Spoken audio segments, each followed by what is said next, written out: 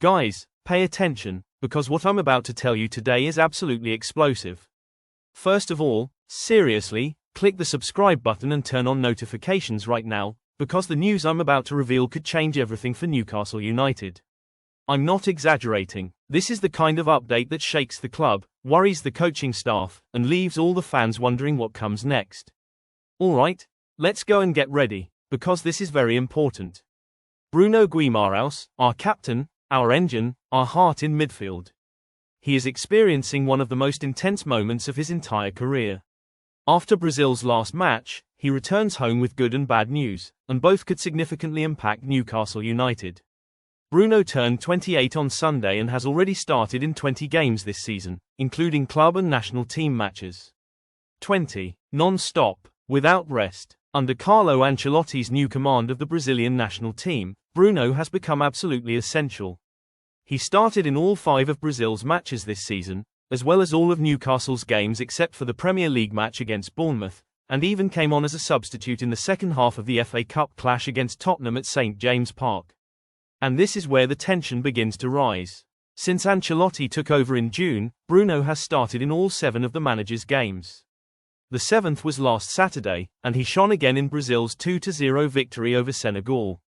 But while Brazil celebrates, Newcastle is quietly worried, because, in that match, out of 6 midfielders and forwards, Bruno was the only one Ancelotti kept on the field for the full 90 minutes. The others, all substituted. Bruno, he kept running. Then came another international break. Bruno asked to start against Japan, against South Korea, then he made 2 more long trips. And the Brazilian press already knew he would be a starter again in Lille against Tunisia, and of course, he was. This was his 8th consecutive start under Ancelotti.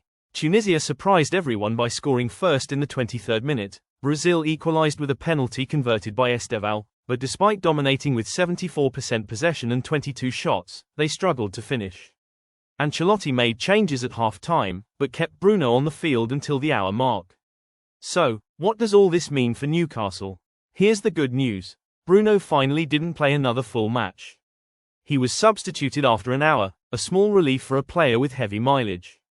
But here's the bad news. He still started again. He still accumulated minutes on the field. He still had to face another demanding match. Well before Newcastle's decisive clash against Manchester City on Saturday. Another positive point, Bruno is at least returning from France, and not from South America, so he will return to Tyneside much faster. But the big question is, how will all these minutes, all this workload and all this pressure affect Newcastle's key player at such a crucial moment in the season? And now I want to know your opinion. Are you worried about Bruno's heavy workload?